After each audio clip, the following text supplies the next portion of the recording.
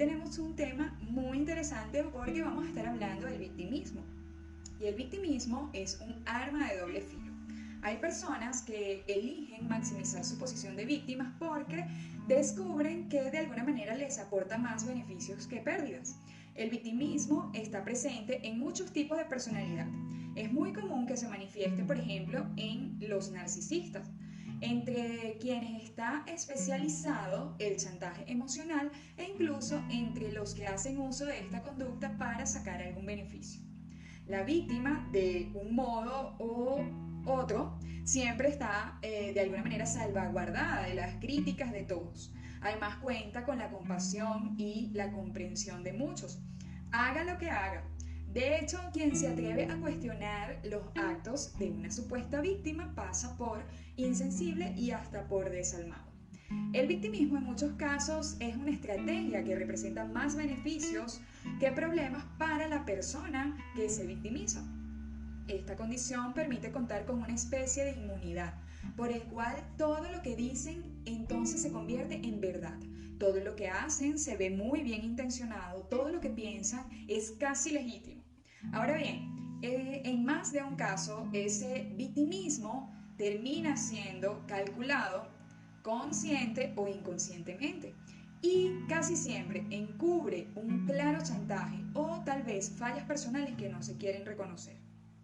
Por supuesto que existen víctimas auténticas y que requieren una atención justificable. Hay situaciones reales de victimización, como cuando alguien ha sido víctima de un abuso o de algún hecho terrible que lo ha puesto en peligro en su vida, sin que esta persona tuviera la posibilidad de reaccionar o de defenderse. Por ejemplo, si una persona es asaltada en la calle o maltratado, por ejemplo, en una manifestación por otro al que no puede enfrentarse, sea porque esta otra persona tiene un arma, porque, por ejemplo, es un funcionario de uniforme o, por ejemplo, tiene una jerarquía mayor, como por ejemplo en el caso de los jefes o de los padres en los sistemas familiares. Entonces, allí vemos que estas situaciones originan un concepto objetivo y real de victimización, porque esta persona realmente es una víctima. Pero no estoy hablando de ese tipo de víctima. Y sin embargo, esa condición, en este ejemplo que les di, no es eterna, ni tiene por qué convertirse en un sello que la persona lleve a donde vaya. Después de salir de esa situación concreta, como por ejemplo el asalto en la calle, ¿verdad? Seguir en este papel de víctima es una opción, no es una realidad permanente en la vida de la persona. Hay personas que han sufrido, por ejemplo, asaltos en las autopistas, los han secuestrado por unos momentos y entonces luego de allí quedan tan afectados que de repente no quieren volver a salir, viven ese estrés postraumático a este hecho y es muy comprensible. Sin embargo, la persona funcional después de un tiempo tiene que salir de esa situación. Si bien es cierto, la víctima en estos casos requiere atención, requiere cuidado, requiere apoyo y afecto de sus seres más cercanos y por supuesto en ocasiones necesita acompañamiento psicológico, terapéutico, para que entonces la persona pueda salir de ese estado de shock, de conmoción y de vulnerabilidad que lo dejó en ese hecho que vivió. Eso definitivamente no tiene ninguna discusión. Sí hay víctimas reales y sí hay un proceso o vamos a decir, una necesidad de atención luego de que esta persona ha enfrentado una situación terrible. Pero esto no tiene por qué ser permanente. Ahora, no es de eso a lo que me quiero referir hoy. No es de esos casos donde realmente hay una víctima, sino del victimismo como una posición existencial, donde yo, a raíz de un hecho traumático, o de algunos episodios en mi vida o de una condición que yo haya tenido, por ejemplo, en mi sistema familiar, como por ejemplo no haber conocido a mis padres o haber tenido unos padres maltratadores, termine convirtiendo ese hecho en una carta de presentación eterna, casi que en un currículum vivencial donde constantemente estoy contando mis sufrimientos, mis penurias y a partir de allí, entonces, cómo aprendí de niño o de adolescente a recibir atención, me convertí en una víctima y esto ha pasado a ser mi filosofía de vida prácticamente, ¿no? Entonces, esto no se hace precisamente para de repente inspirar a otros a seguir adelante o dar un testimonio de, bueno, haber tenido una situación terrible en la vida, sino para ganar privilegios que de otra manera no se obtendrían, y entonces esto es lo que no es aceptable ante esta posición. Aquí nos encontramos entonces con estas personas que constantemente están relatando sus penurias, sus sufrimientos, sus quejas. Y en otros casos más graves, algunos creen que el haber sido víctima en alguna situación o haber tenido ciertas condiciones dañinas les da como un derecho merecido para odiar la vida, para hacerle daño a los demás. De hecho, hay unos estudios que hizo el doctor Richard McNally que analizan todo este tema del victimismo, y entonces él eligió un término que es el imperio del trauma para definir a la persona que luego de un hecho catastrófico, de alguna situación que le haya tocado vivir donde haya sido víctima, toma esa situación para convertirse para crear un imperio de ese trauma, y entonces todo el mundo tiene que girar a su alrededor. Entonces, es decir, lo creamos o no, hay personas que asumen y maximizan la condición de víctima porque han descubierto que alimentando ese estado obtienen muchísimos más beneficios. Así que, ¿cómo podemos reconocer esta persona que se victimiza? ¿Cómo podemos reconocer a este tipo de víctima? Hay algunas señales que definitivamente nos muestran cómo podemos identificar a estas personas. Y las principales son las siguientes que te voy a mencionar. El victimista no pide directamente lo que desea, sino que envía mensajes imprecisos, vamos a decir indirectos, en forma de queja o lamento. Por ejemplo, cuando una persona te dice: es que nadie sabe lo que me ha costado lograr todo lo que tengo y lo que me ha costado llegar hasta aquí, hasta este momento de mi vida. Entonces, esta situación se convierte en algo tan confuso que tú no sabes si quieres que esta persona reconozca ese mérito que dice tener, si te está reclamando a ti porque, por ejemplo, no te costó lo mismo, no tuviste que pagar el mismo precio que él pagó, o si más bien te está pidiendo ayuda. Es una situación realmente confusa, y así es como ellos se comunican, así es como comunican sus quejas. Otra característica es que tú te sientes culpable, un poco culpable o más o menos culpable cuando estás con esta persona. Cada conversación con esta persona te deja la impresión de ser responsable por algo, pero tú como que no terminas de definir de qué eres responsable.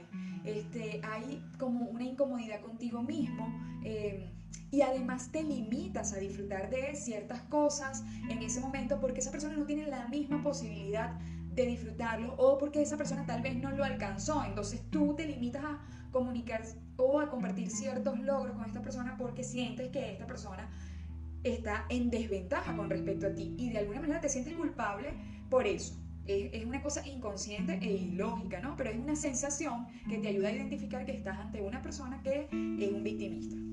El victimista también es receloso y es desconfiado, así que frecuentemente está alertando sobre malas intenciones en los otros, y no solamente eso, sino que también justifica sus malas acciones en su pasado de sufrimiento. Es decir, yo tuve que gritarle así porque esta persona me hizo primero tal y tal cosa, yo tuve que actuar de tal manera porque en aquel momento había tal situación, y nunca entonces se responsabiliza. De hecho, puede acusar a los demás de insensibilidad si por casualidad lo criticas o le haces mirar que son malas acciones. También es capaz de hacer grandes sacrificios por otros sin que estas otras personas se lo pidan o sin que nadie se lo pida, pero esto tiene solamente la intención de que más adelante esta persona pueda hacer gala de todas estas ayudas que ha prestado.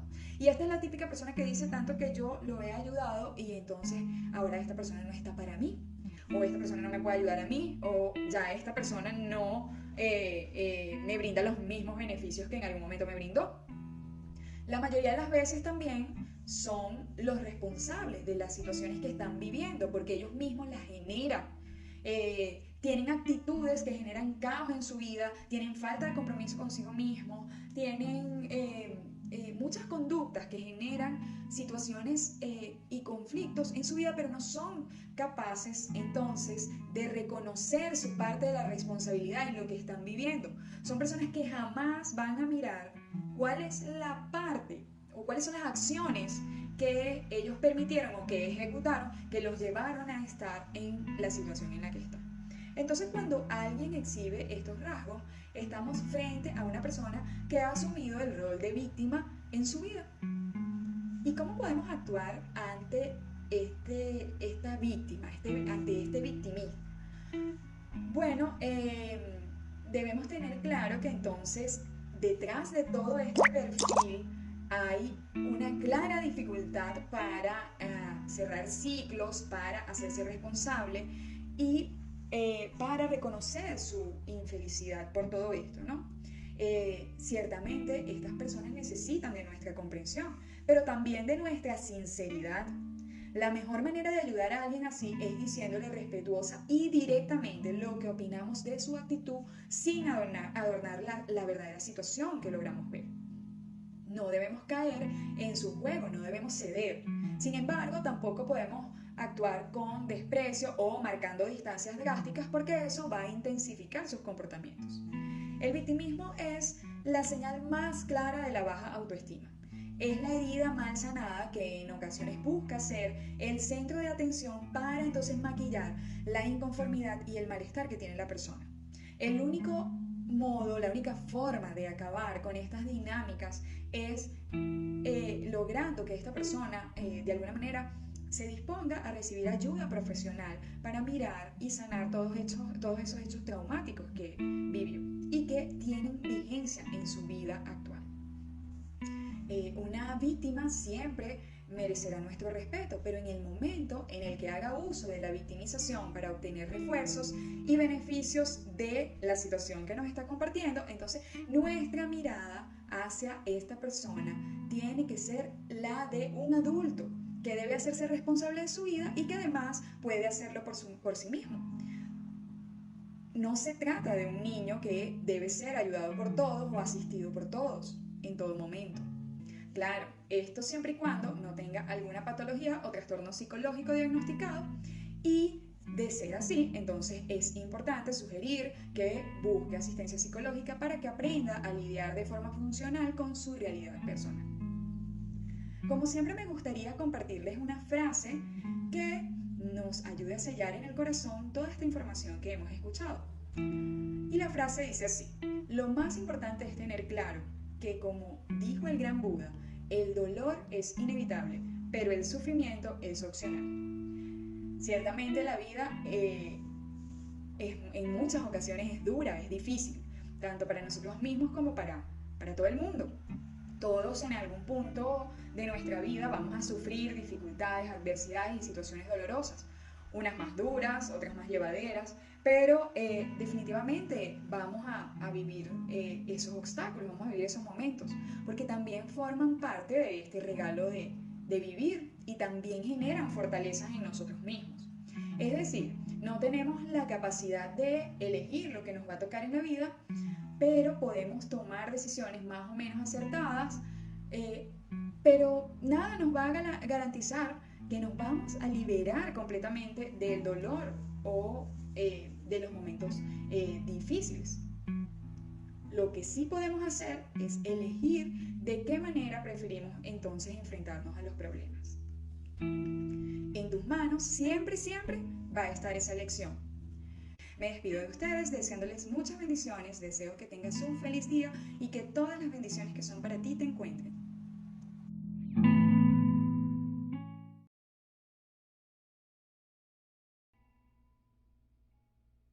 No te vayas de mi canal sin suscribirte, darme un like y compartir este video a quien lo necesite.